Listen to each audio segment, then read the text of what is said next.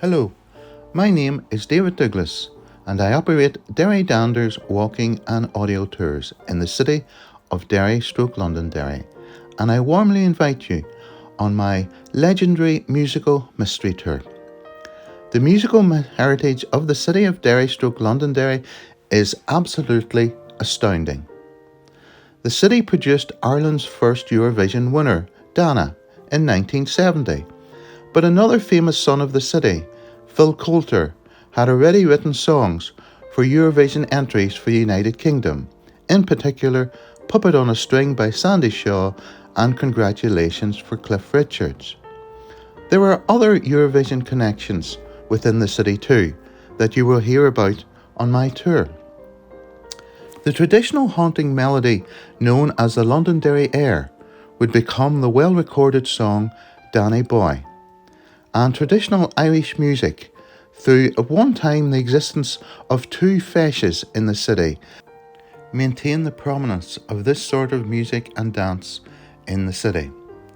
The City of Culture 2013 brought many modern-day artists to the city for open-air concerts in Edmonton Square, but there have been annual jazz festivals and classical music festivals for many years already.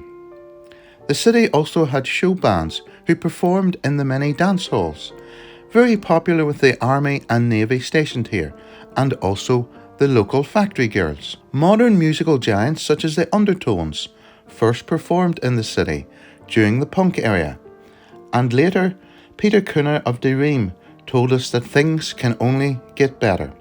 The new music scene has very important too, through places like the Nerve Centre, and other artists such as Soak, Rosborough and Rowe still emerge to produce their own distinctive music. Other musical traditions such as Loyalist band music and the importance of William Love from the Fountain are significant for this cultural tradition, while the hunger striker Bobby Sands has contributed lyrics to a famous song about the city.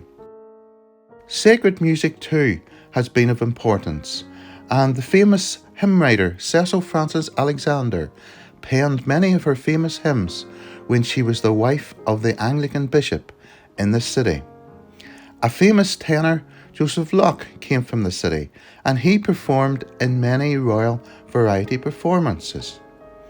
Also, the songwriter Percy French, who wrote The Mountains of Mourne, had a connection with the city and Foyle College.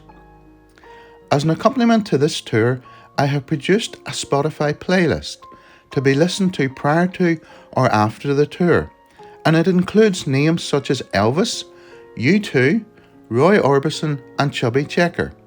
Well, what is their connection to the city and its musical heritage? Well, come on my tour and find out.